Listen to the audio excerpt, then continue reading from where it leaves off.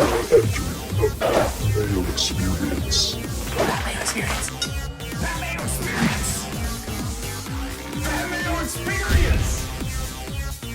Experience. Welcome to the Pat Mayo Experience, presented by DraftKings 2021 Daytona 500. DraftKings picks, maybe some bets, a preview, and an introduction to DraftKings NASCAR for the people who may not know, like myself. Now, what you can do to help out this show, it's very easy. Smash the like button to the episode in the comment section. Give me your early lean to win the Daytona 500. We don't know how the qualifying has turned out as of this recording. And if you are interested in plays after, which you should most definitely be as we get to the strategy here in a second, up on Mayo Media Network after qualifying, if there is qualifying, every single week is going to be a short DraftKings and bet video for NASCAR. So if you're a NASCAR fan, tune in on Thursdays or Fridays and check out that video. You can also check out all of the NASCAR content, the short form content with the picks and bets, up on the brand new feed from Mayo Media Network on the audio side. Daily fantasy sports, picks and bets, the mix. You're going to get NASCAR, you're going to get soccer, you're going to get UFC, esports, some of my golf plays, European Tour golf, whatever the short form content that we have video-wise on Mayo Media Network, which you should sub to right now, by the way. Just hit that sub button. Thanks for that. That helps out.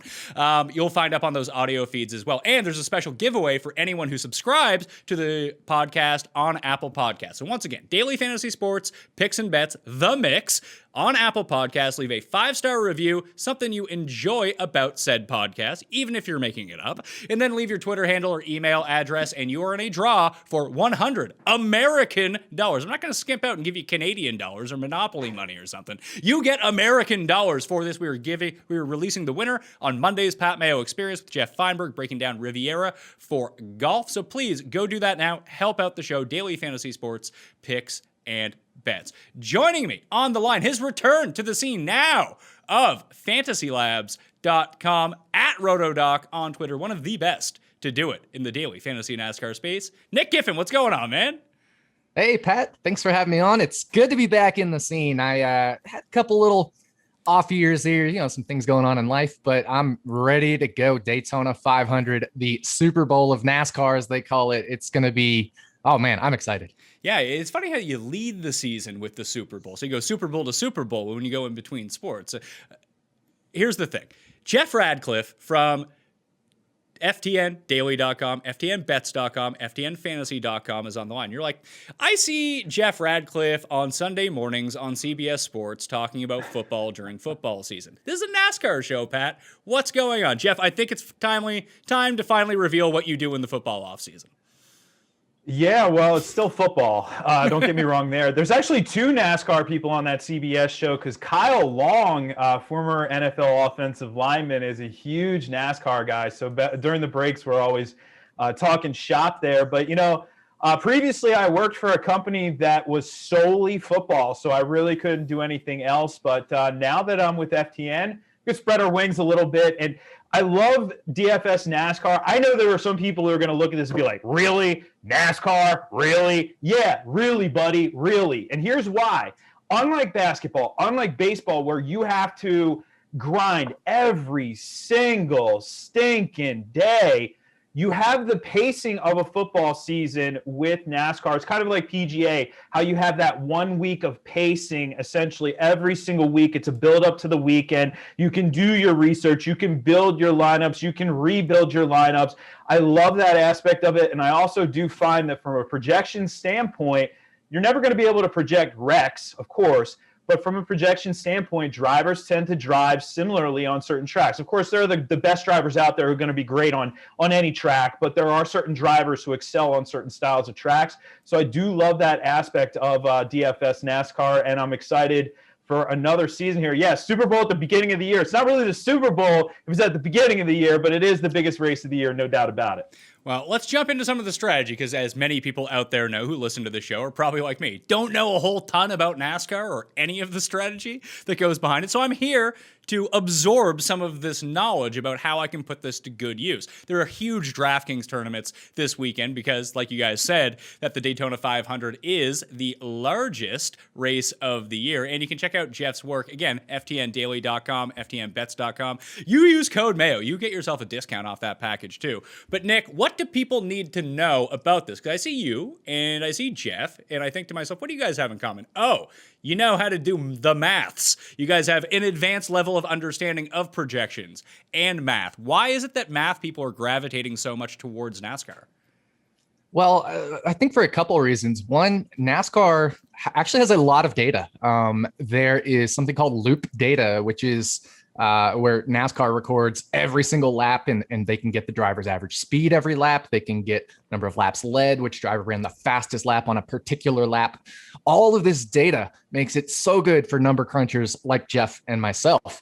And what that does is it allows us to create really great projections and also a range of outcomes in these projections. And that's the big thing about NASCAR is what is a driver's range of outcomes? Because as Jeff mentioned, you can't predict a wreck necessarily, but you can predict when the driver will be, probably pretty good. But there certainly are things that can happen in NASCAR wrecks or a pit stop penalty that can kind of throw the whole thing off. So you need to kind of understand the probabilities of each driver's chances of doing well or of having issues in any given race.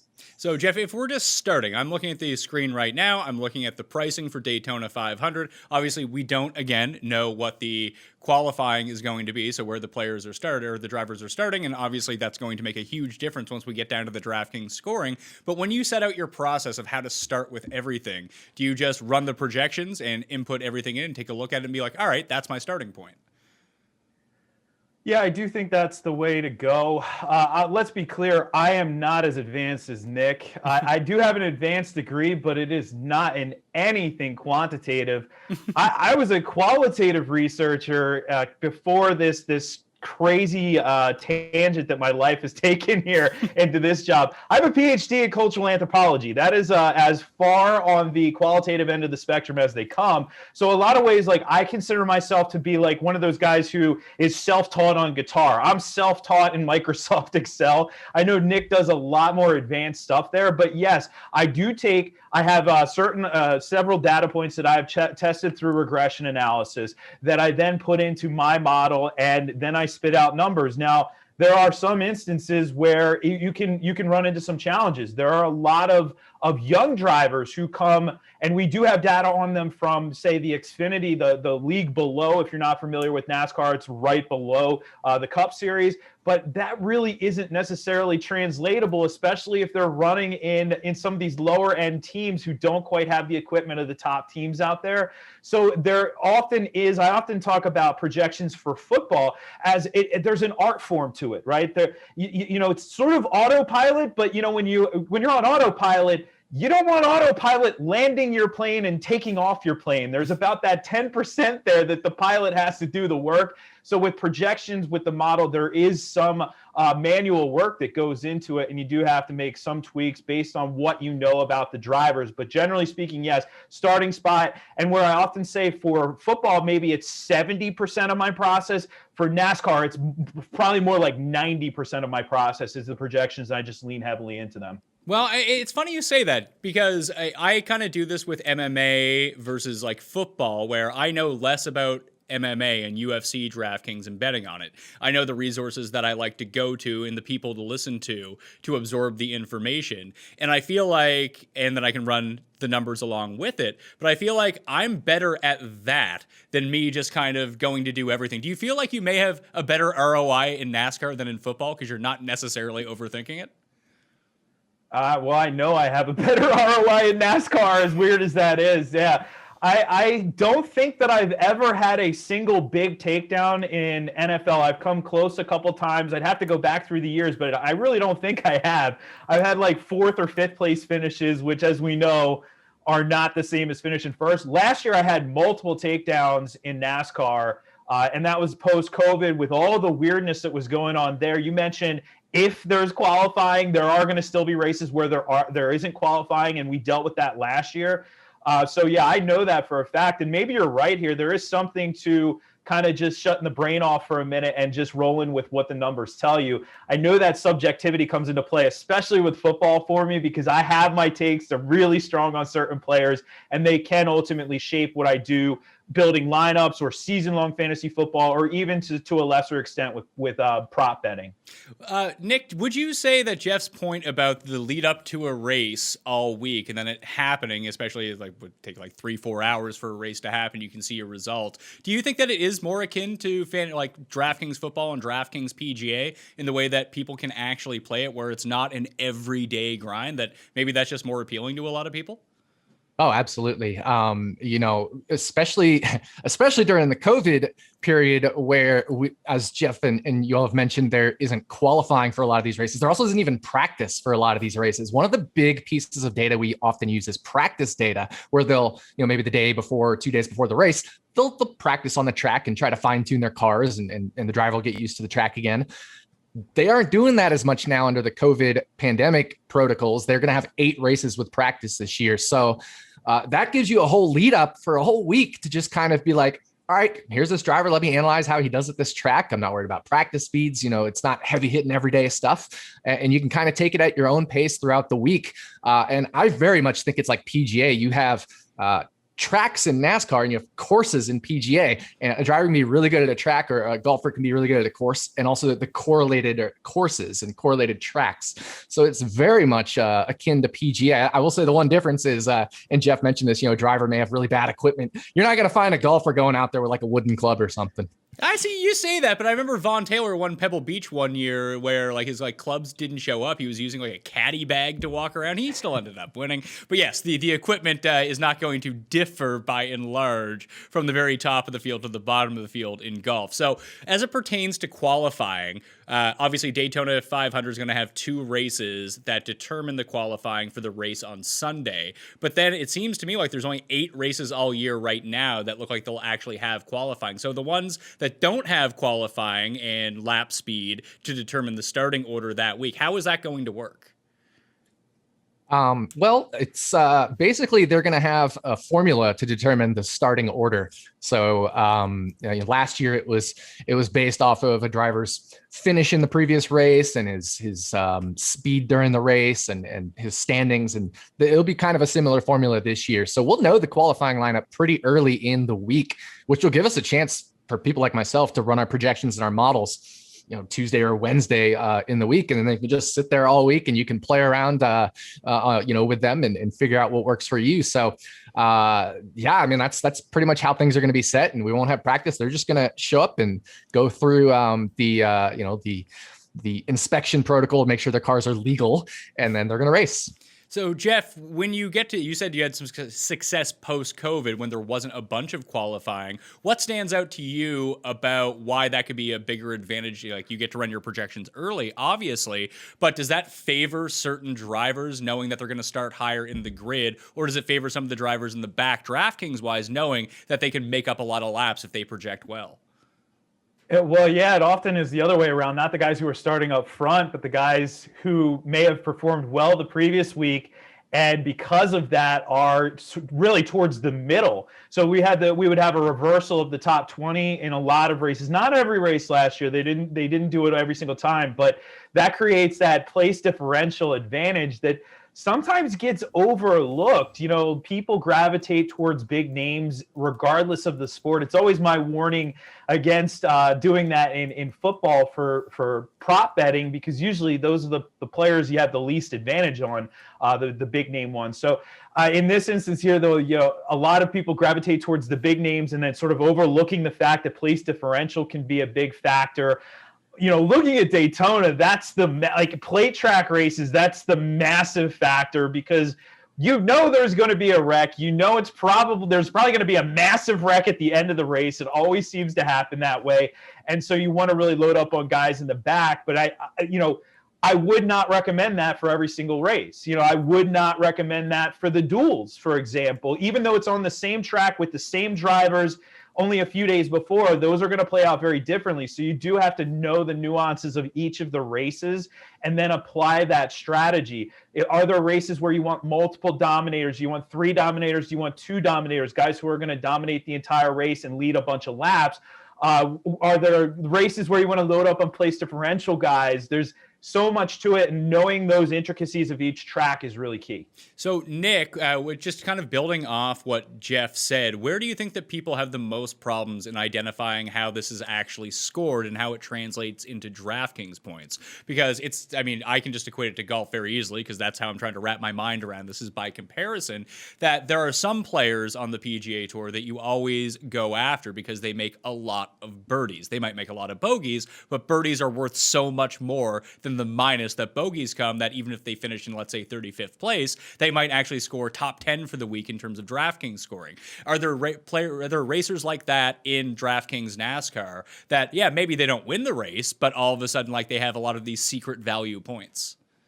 Yeah, definitely. And I think there's kind of 2 key things that maybe newer players to NASCAR DFS, key areas of mistakes. One of them is what Jeff was talking about with dominators. Now, this won't come into play for the Daytona 500 as much. We don't worry about dominators for the Daytona 500, but for other races, he mentioned those drivers that lead laps or pick up the fastest laps. Those points accumulate really fast on DraftKings, especially.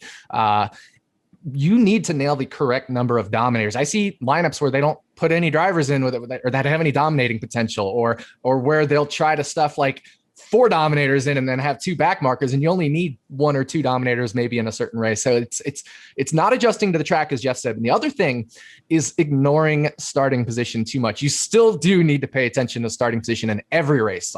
Some races it's more important than others, as Jeff was saying. But there's races where I see people load up and they're all 6 of their drivers start in the top 15. And I'm like, you're not going to get any place differential points doing that. You're going to need those drivers to finish basically 1 through 6. So place differential, especially on DraftKings scoring, is so important. Like, so if you start 30th and you finish 20th, you gain 10 spots. You get 10 points for DraftKings for that. And that's very important, especially when it comes to these mid-pack drivers and back marker drivers. That place differential really matters for them. The top drivers, the dominator points matter, but the mid-pack drivers and the back markers, finishing position and place differential, that combination is what's going to get you kind of your extra points outside of your dominators. All right, I have a very stupid question, Nick. What is a dominator? Are those just the good drivers? Yeah, pretty much. They're the good drivers, but you can kind of rule in and rule out some of the good drivers based off of their track history, right? Or correlated track history, or how their performance has been recently, or if we do have practice, what their practice speeds are like, or their starting position. If the driver's had a bad qualifying, or get, in this case, maybe gets a bad formula, for his starting position, he's not going to be near the front near the start. That means he's probably not going to be leading the laps. He's also probably not going to be getting the fastest laps because he's going to be in the middle of a pack of cars, and you can't go as fast when you're trying to maneuver around other cars. So it's just going to be track dependent. Like, generally speaking, there may be a pool of like 10 to 12 drivers will probably dominate the race, and then you can narrow that down to maybe 6 or 7 per track, just depending on each weekend situation and circumstances. So, Jeff, when it comes to isolating the tracks, knowing if it's like a road course or not, like, is there a good set of information where I can go find this? Do you see more of one type of course than another type of course when you go through everything? And how do you parse those people out? Is that just knowledge that you have off the top of your head? Like, I can do that with golf, but I have no idea for NASCAR.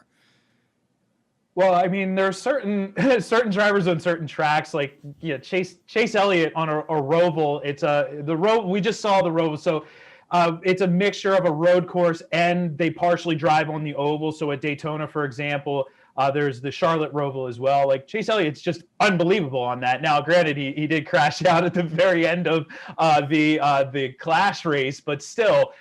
For generally speaking, that you can group tracks. That's what I tend to do, because really, if you wanted to project just individually 4 tracks, there's just not enough of a recent sample for these drivers to do so, with any sort of accuracy. And even so, we're still on somewhat limited data. So I group tracks.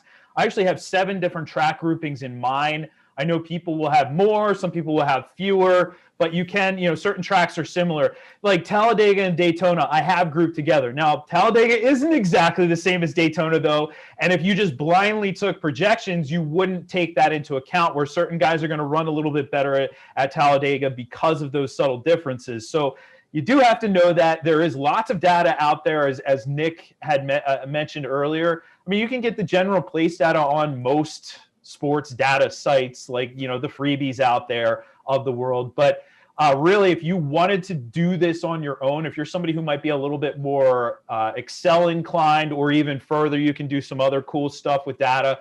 Just search out NASCAR loop data, and you'll be able to find some sites that have that. And that's where you really get your interesting information. With percentage of laps these guys run in the top 15, their driver rating, which, unlike in the NFL quarterback rating, yeah, whatever, but driver rating can be really telling, especially if a guy runs really well and then wrecks, or has somebody wreck him. That doesn't show up when you just look at where he finished in the race, but it will show up in the driver rating. You can look at quality passes. There's just so much great data out there, as Nick mentioned earlier, and that will give you a much more complete picture of these drivers on the respective tracks. So, Nick, how do you parse the tracks out? Do you take more of a micro approach and try to have a lot of different buckets, or is it more macro where, hey, it's this type, and it's this type? How do you approach that? Yeah, so Jeff said he has 7 different types. I have 5, kind of 6. There's the big flat tracks and the small flat tracks, and I kind of lump them together, especially now that they're not doing the big Indianapolis oval. They're now doing the road course oval, like the Indy Roval, I guess.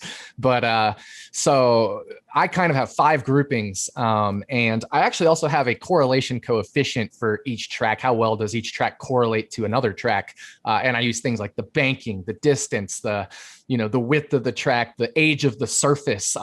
Old tracks that are resurfaced 20 years ago are super abrasive, will wear your tires really fast. And brand new tracks, they're smooth as butter, and the tires don't wear. They behave completely differently, even if they're built perfectly identical otherwise. So I have correlation coefficients that I've kind of empirically tested to give as much predictability as possible on future data. And so while I do have buckets to say, like, this is a certain track type or that's a certain track type, and I think it's very important for that kind of analysis, I actually also just kind of correlate every track with each other and weigh my past data based off of the correlation coefficient. So something like Daytona is going to have a correlation coefficient of essentially 0 with almost all the other tracks except Talladega. So it's not like I'm weighing all these other tracks that don't matter into my Daytona data. I'm basically looking at Daytona and Talladega. Well, let's stick here for a second, because is there any way that you can, just within the DraftKings game itself, when you're building the roster of 6 drivers, is there any way that you can stack drivers together? Like, can you stack teammates together if you think that, hey, the track might be a bit slick because it was misty out earlier and they haven't canceled the race? Well, these guys all perform generally better. Their tires are better when the track is a little bit slicker. Like, is there any stacking method that you can do to at least find some correlation in your lineups, or does that just not exist? Yeah, definitely. You can stack teammates, like you said, especially at tracks like Daytona or Talladega, where a lot of teamwork takes place because we have the draft and these guys are drafting with each other to try to go as fast as possible. So teamwork really comes into play at the super speedways, Daytona and Talladega. That said, for the Daytona 500, it's going to be every man for himself at the very end. But there are other tracks where it might be an engine manufacturer. Maybe the Fords have found an advantage at a certain track or certain type of track. So they'll have an advantage for 3 or 4 weeks in a row, or 3 or 4 tracks within a couple month time frame. So there are definitely ways to stack. And also, just, you want to make sure you look with correlations. If you think driver A is going to lead a race or dominate a race, that means it's going to reduce the likelihood that certain other drivers might not dominate a race. So there's anti-correlation there as well. So even though 2 drivers could be like optimally played 33%, you don't want to play them 33% with each other. You want, the lineups that have Joey Logano, you want to bump, let's say Martin Truex Jr. down to 20%, and then the lineups that don't have Joey Logano, you want to bump Martin Truex Jr. up to 45% or something like that. So there are correlated and anti-correlated plays as well.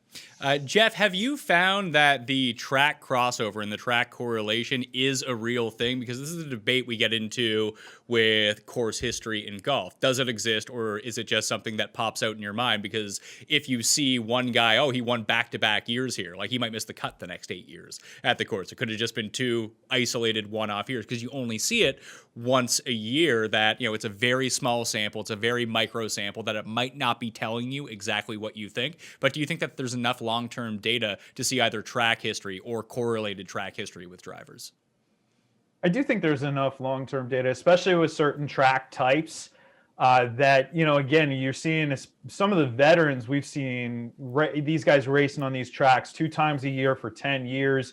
Sometimes as well, you'll get guys like Kyle Busch who will run in the Xfinity series. So it's not like, if you're new to this, it's not like having a pro baseball player then go play AAA. Like, he doesn't do that. You know, I'm going to play a AAA game in the afternoon, then I'll be up here in the big leagues for the night game. It doesn't work that way, but you can do that for Xfinity. You can run the trucks races as well. So we'll get a lot of different data points on these guys. So I don't think it's the same thing. And just to add to the stacking, there's other stacking techniques as well. You know, we talk about dominators, guys who are going to lead the race. You know, keep in mind, pay attention to how many laps the race is. Like, state the obvious, but sometimes the obvious needs to be stated. There's a lot of laps. There's a lot of points up for grabs in terms of laps led. 0.45 points per laps led. Fastest laps is 1/4 of a point per fastest lap. So that really, as Nick said earlier, starts to accumulate. So you can stack dominators with place differential guys. Sometimes people will stack based on the starting grid as well. The old 3-2-1 formula. So 3 drivers from 30 to 40, 2 drivers from 20 to 30, and then 1 driver from 10 to 20. On certain tracks, you can do that. Basically it's an entire place differential lineup where you're not as worried about dominator points. So Daytona could be a place where that would be in play, possibly Talladega as well. Again, adjusting those stacks though, and it's not as, if you're just no stacks from football, it's not like you're stacking just teammates here. You're actually stacking based on their position on the grid. Does that correlate with you, Nick? Like, is that a good strategy to end up taking, sort of like the reverse pyramid? Yeah, oh, absolutely. And especially for Daytona and Talladega, those tracks, and some of often the road courses as well, because the reason is these tracks are so big. And in the case of the road courses, the number of miles they run is usually 300 instead of 500 miles. It'll reduce the number of laps. And Daytona is just, it's so wild that people are always passing for the lead, and the fastest laps are spread out. So the thing that matters most is place differential at Daytona and Talladega, especially with all these big wrecks that can occur. You can move from 40th to top 10 in one wreck. You know, it's crazy. But so I actually, for many years, I've written an article with like essentially my rules for Daytona, the Daytona 500, which is, you know, you don't want to pick more than 1 max 2 drivers starting in the top 10. Even that's super rare. So if you do that, you know, and you're multi-entering, it should be done in a very small proportion of your lineups. But I would say a max of 1 driver starting in the top 10. You know, it's okay to have a couple starting in the top 20, but by and large, you're going to want to be stacking drivers from the back of the field, especially for the Daytona 500, where we've got these qualifying races, and we'll see wrecks in these qualifying races. So we'll see some really good drivers starting way in the back for this, because again, these qualifying races determine the starting order for the Daytona 500. So you might have Martin Truex Jr. starting 38th. And so you can get a lot of really good drivers starting in the back, and you're going to want to take all of that place differential. That said, you do want to pay attention to ownership percentage. If Martin Truex Jr. wrecks and he's starting in the back, everybody's going to be playing him. If he's played way more than he should be, then it's a good idea to go underweight on him. Now, is there like a chalk percentage, Nick, that you would think about being like, well, if he is over 66% owned, like I need to be massively underweight or just full out fade him if I'm playing multiple lineups? Or does it just really depend on what you're seeing that day? Like if there's another comparable option at similar price points or even similar starting positions? All of that. So it's, you know, it can be track dependent, like certain tracks. If a driver's starting in the back, he's probably, especially if it's somebody like Martin Truex Jr., as this, using that example, he's probably 75% likely to end up in the winning lineup just because he's going to go from 30th to probably finishing in the top 10. Other tracks like Daytona, where, about half the field wrecks out every single time we're at the Daytona 500, and it's a total crapshoot as to who wrecks out. If Martin Truex Jr. is played 50% of lineups, that's too much. So, the optimal for him might actually be somewhere around 35 to 40%. So it really depends on the track. And, one of the things I do, especially that I'm starting to do this year, I've done in the past, but I'm really actually rolling it out on the Fantasy Lab stuff that I'm doing, is something called the optimal percent or the perfect percent, where I'm going to simulate the race 50,000 times from my model that I've built, and just calculate the number of times each driver ends up in the winning lineup. So I can say, well, Martin Truex Jr. at Daytona, he's starting 38th. He ends up in the winning lineup 37% of the time. Projected ownership is 50%. So, I definitely want to be underweight on Martin Truex Jr. Jeff, I'm hearing a lot of potential, hey, these guys might start in the back at Daytona because there's a lot of crashes. Are there certain courses that just inherently have more crashes than others? And in those types of races, is there just way more variance that maybe you can take a few more shots? Well, I'd really say it's probably the two restrictor plate races that have that. I mean, there's a reason why we keep pinpointing Daytona. You're going to have wrecks in any race, but it just really promotes it with the restrictor plate, with the horsepower, the setup, everything there. So I wouldn't worry. Again, I mentioned earlier, it's the one thing you can't predict. I wouldn't worry about that. I wouldn't have that necessarily in the front of my mind. But at the same time, that's the reason why we keep saying with Daytona, don't load up on guys in the top 10. Really kind of maybe go sparingly in the top 20.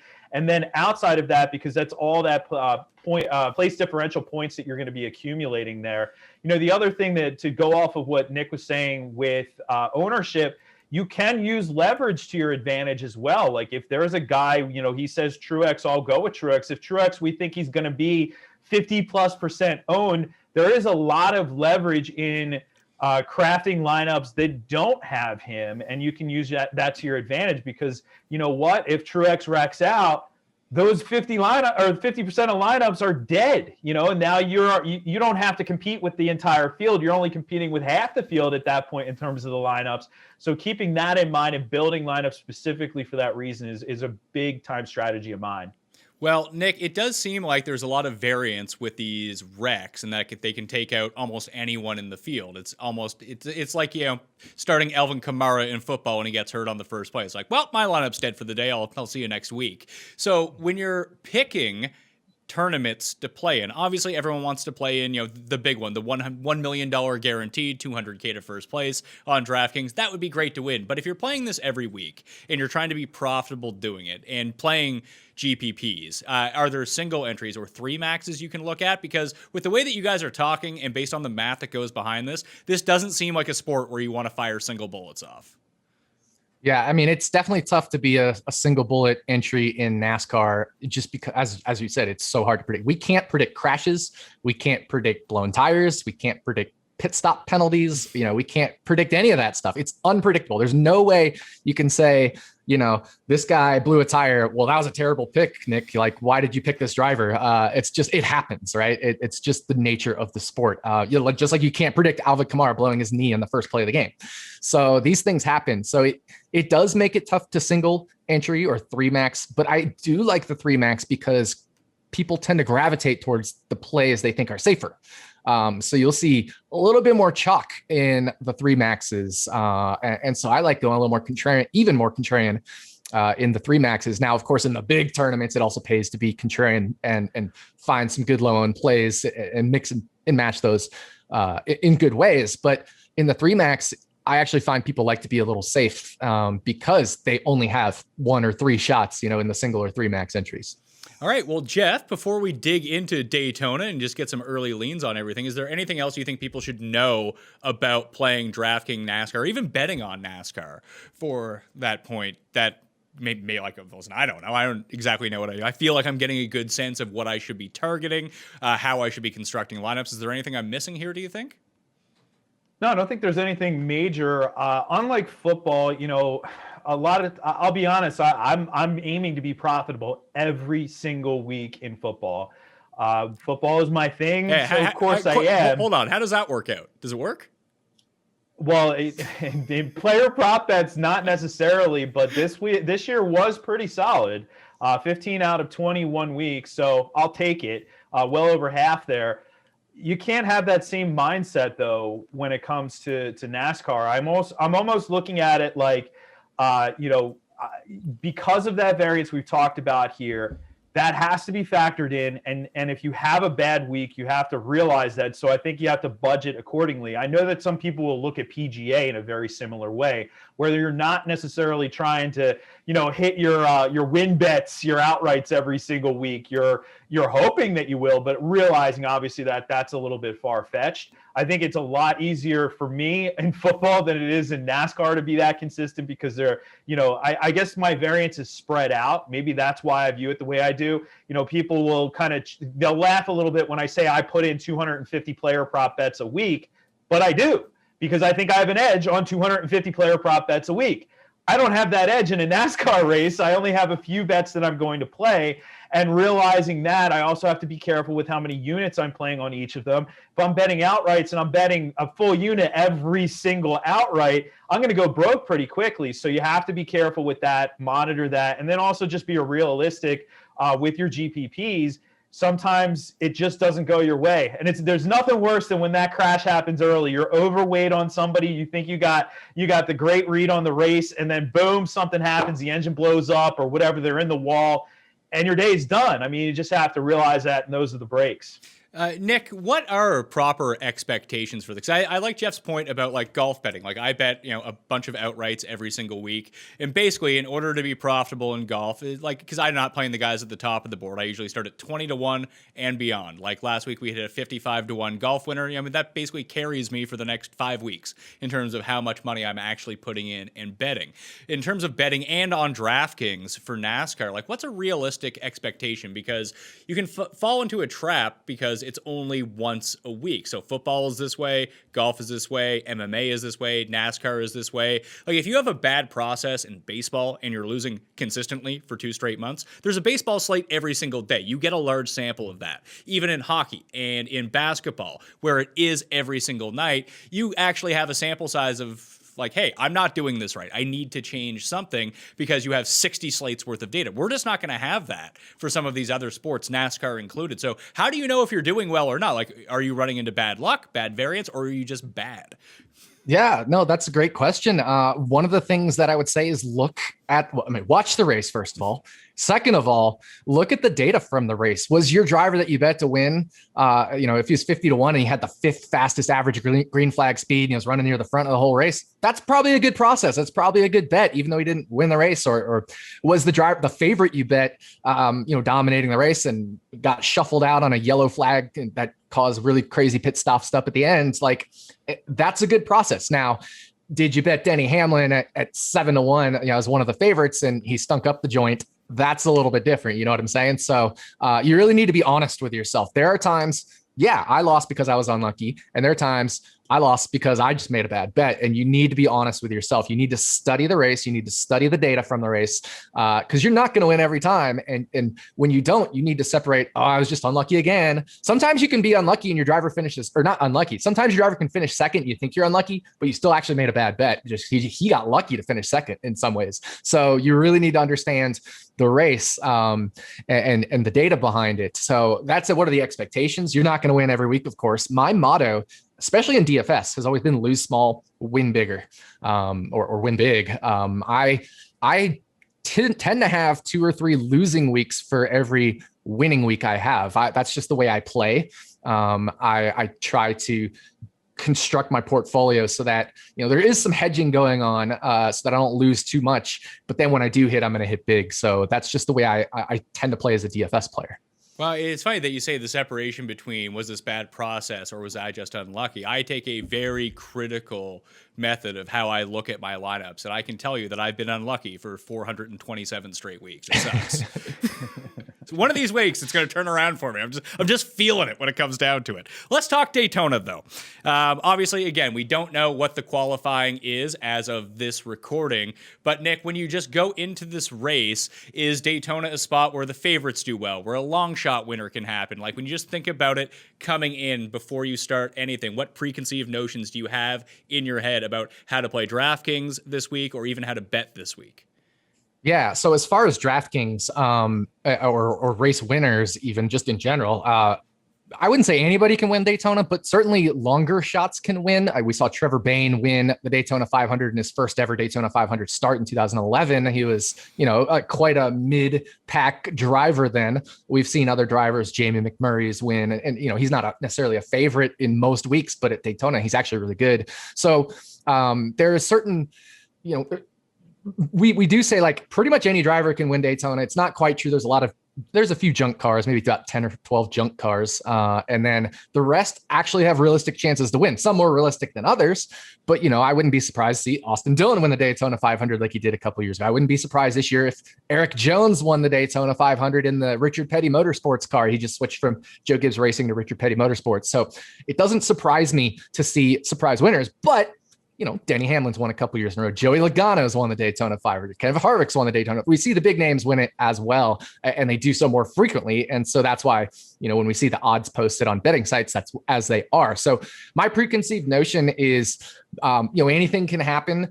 And that's why, as far as DFS goes, I really like to plan basically play game theory in DFS. I play a lot of game theory. I try to figure out who's going to be overused, who's going to be underused, and I go overweight on the guys. Like I don't even look at projections for Daytona. It's one of the tracks where projections pretty much don't matter as far as like average or median projection, but range of outcomes matters. And so that kind of projection matters to me. And then ownership projections. It's my model for Daytona and the best statistical models for Daytona. I mean, I use some of the sophisticated techniques, machine learning techniques. We can predict 10 to 15% of the variance in finishing position.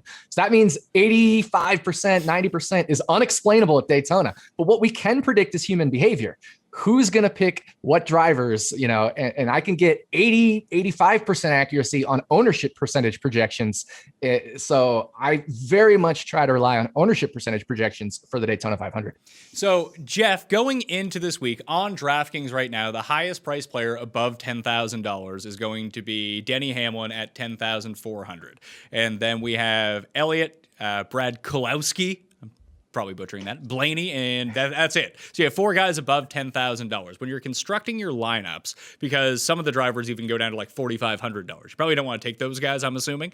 But is there a like stars and scrubs type approach to this? I mean, again, it will all depend on the qualifying, but is there any circumstance like when you build lineups, like could you jam in two guys above $10,000 and not feel like that was the end of the world to you? Or is it usually like two guys in the nines or one guy in the 10, one guy in the nines? Or is that just a practice where, hey, it's not even good to talk about hypothetically, we actually need to see what's going on here?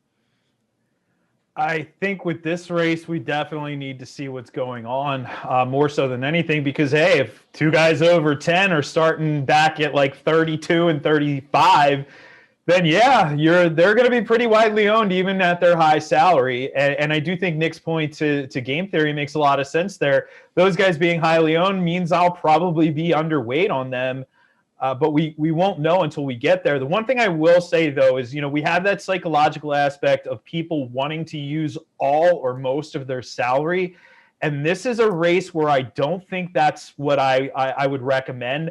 I would start building lineups and not even look at salary first and foremost, because, a lot of the, it's not heavyweight. We don't have a whole bunch of guys at 10 and 11,000. So build some lineups. Don't look at salary. If some of them come over, okay, that's fine. Go back to the drawing board with those lineups, but don't really worry about the salary. And hey, if you come in at like 35,000, okay, whatever, 37,000. All right. Ordinarily, I wouldn't recommend that, but with Daytona, all bets are off in that regard. So in terms of actually building them, though, who do I think is going to be in these lineups? We got to wait. I tell you, Alex Bowman's not going to be in any of my lineups. I'll tell you that right now. We just don't see pole sitters win the Daytona 500. We have seen a couple pole sitters in the last 10 years win at Daytona, but it's the other race. I think we'd have to go back like 20 years or so for the last time a pole sitter won at Daytona. I know Dale Jarrett did it way back. I'm saying way back in the day. This is how we know we're old. Back in the early 2000s, the very beginning of the 2000s. But either way, not going to be using Alex Bowman as fast as he is. William Byron won here the last race, not the Daytona 500, but the last time he was here. He's also starting on the front row. Probably won't be using him at all either. I don't think I'm going to have anybody in that top 10 in my lineups. But otherwise, we're going to wait to see what happens with the duels. So, Nick, I leave salary on the table almost on every single slate, no matter what the sport. And it seems like these type of sports where you look at the optimal by the end, where it's like a single isolated thing and you're not combining a whole bunch of different games into one. Like very rarely are you going to see a millionaire maker winning football lineup that leaves $5,000 on the table. But you might see it in golf. No one's going to have that lineup, mind you, but the optimal was leaving $5,000 on the table. Same as showdown contests for single round golf. MMA, very much the same way. Do you put like a hard cap on how much you spend and it's never the 50,000? Yeah, I intentionally set it so I leave at least $600 on the table. Often, like for the Daytona 500, I'll set it so I leave at least 1,000 on the table. Because if I get up there and I'm playing lineups where I'm only leaving $100, $200, $300 on the table, yeah, maybe they have a chance to win. I mean, anything has a chance to win at Daytona. Let's be real. It's still probably going to be split, and I'm going for the big prize. The Daytona 500 has had winning salaries of $38,100 on the table. $42,900 one year. Like, I'm looking to not pay up for everything. And the other thing is, if you're paying up for all of that salary, you're doing it with the guys that are probably starting in the back, as Jeff was saying, that are $10,000 each. They're going to be highly owned. I'm going underweight on them anyway, so I'm just naturally not going to be paying full salary. So in the Daytona 500 specifically, and then the super speedway races, Talladega and Daytona, the other races on the super speedways, absolutely, I'm trying to avoid using max salary. Now, other races, I'm probably getting closer to the $50,000 cap because those races are more predictable and much closer to an NFL season. $600, $700, $300 left on the table is totally normal to see for winning lineups. But Daytona, yeah, I mean, like I said, I've seen 38,100 be the winning lineup for Daytona. So when it comes down to trying to project ownership, I would guess it's probably a bit more difficult with Daytona 500 because you get a lot more casual players. Then this is the one time a year that they're going to play DraftKings NASCAR. Are there any, because I don't really follow it at all. Are there a few players that kind of stand out down the pricing? They're like, oh, they're going to be popular because people know who they are. And they're like the three drivers that people actually know. Because that happens in golf at the Masters. Like, oh, I'll take Tiger Woods. I know who Tiger Woods is. I wouldn't say it's necessarily specific drivers, but what we do see, especially in the first race of the Daytona 500, just too much usage on those drivers starting in the front. Year after year after year, we see it. And especially for the first race of the Daytona 500, because you got that $1 million prize pool on DraftKings and people want a piece of that and they don't know what they're doing. They think, oh, I see this driver starting up front. He must be good. He's got a big salary. I've heard of him before. Kyle Busch, he's a champion. So I'm going to play him. And you will see those drivers go over-owned. It may not necessarily be driver specific. In the case of Kyle Busch, it could be, but you just see too much ownership on the driver starting at the front of the field for the Daytona 500. Jeff, when you think about like betting outrights for this, I would think you'd probably want to start after the qualifying actually happens to see where these guys are starting, or does that not mean anything to you in the outright betting market? And how often do like long shots come through in NASCAR? Well, again, it depends on the track. Looking through some of so for example, like when Denny won, he started 10th in 2019. He started 21st the last year when he won. So is that a long shot? I mean, I know his odds probably weren't long shot odds. I don't have those in front of me right now, but I honestly won't go overboard on outrights for the Daytona 500. I'd rather have tracks that I'm much more confident that are more predictable than Daytona. So one area that I like to dabble in occasionally, though, is you do get driver versus driver props, which I know DraftKings does have those, every week for the races. And if you have a particularly strong feeling of one driver over another, like you mentioned Brad Keselowski earlier, if you think Joey's going to beat him or he's going to beat Joey, And a lot of times, like drivers of a similar skill level will be up against each other. So that's an area where I think you can have some fun here with Daytona. But betting-wise, wouldn't go too overboard. And I will say it's a shame that this is the first race of the year. I love it that it's the first race of the year. But for some people, it will be their first taste of DFS. And then they're going to come away from it like, oh, this is stupid. All they do is just crash at the end after all the silly left-hand turns. And I'm not going to play this anymore. I wish it was a different race so that maybe they don't have that bad taste in their mouth. So, if you're going to play for the first time, just realize it's going to be crazy. Take the tips that Nick gave, take the tips that I gave, and apply them, but maybe don't go overboard just yet. It's a very long season, incredibly long season. And as it goes on, you're going to learn more and more. So, Nick, as it pertains to the betting market, Jeff mentions the heads-to-heads.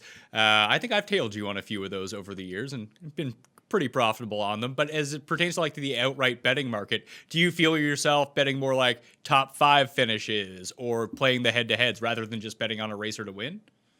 Yeah, I mean, especially at Daytona, it's so hard to figure out who's going to win because, like I said, probably 25 or 30 of these, potentially up to 30 of these drivers can win.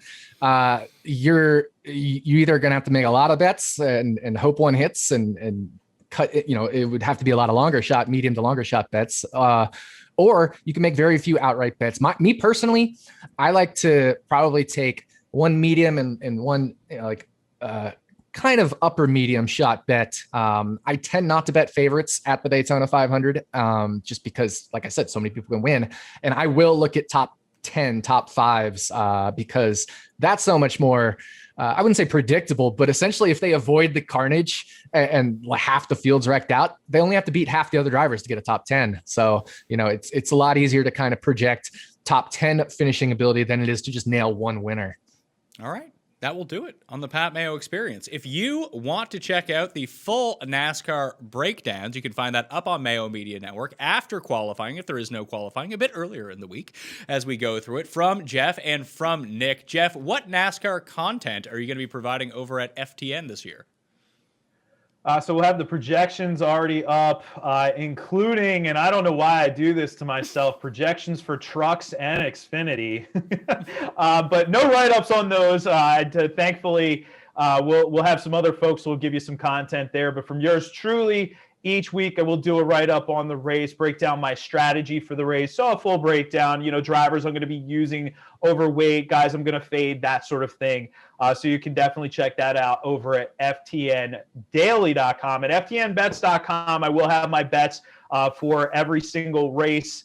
We'll give you outrights. We'll give you top 5s, top 10s. We'll give you head-to-heads. Every single week we'll have that up there. Plus the rest of our team over there has bets and DFS advice as well. So ftndaily.com, ftnbets.com. You use code Mayo. You get yourself a discount, okay? Nick, fantasylabs.com. What can people expect from you over there?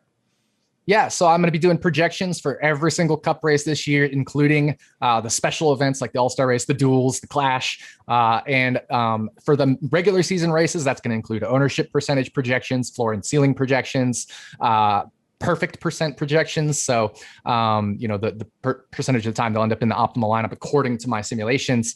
So all of those projections can be bought in the Fantasy Labs marketplace if you're already a Fantasy Labs subscriber. If not, you can just go to my Twitter, see the pinned tweet. That's twitter.com/rotodoc, ROTODOC. And I will be writing an article every week for DFS as well for NASCAR Cup Series. Also actionnetwork.com, which is, our parent company will be, we've got a team doing bets as well. And I'm sure I'll be writing some betting articles throughout the year for them as well. So that's where you can find all my stuff. All right. Excellent news. Remember, everyone, smash the like button to the episode in the comment section. Please tell me your early lean for the Daytona 500. Also, if you want to get into the draw for $100 American, subscribe to Daily Fantasy Sports Picks and Bets, The Mix, where you will find all of the NASCAR content for picks and bets, usually on Fridays, maybe before that. If you leave a 5-star review on Apple Podcasts, along with your Twitter handle and or email address, you're in a draw for that $100 American dollars. I keep having to say American. I don't know why I have to say that. $100. We're going to be giving away the winner on Monday's Pat Mayo experience. So please help us out and go do that. And you can get all of the other content on that feed along with NASCAR. You're going to get UFC. You're going to get soccer. You're going to get esports. You're going to get golf. You're going to get Euro golf and whatever we can muster up in short form content. Very easy to digest. Just the picks, just the bets. And that's going to be it for us. Thank you all for watching. I'll see you next time. Pat Mayo experience! Experience!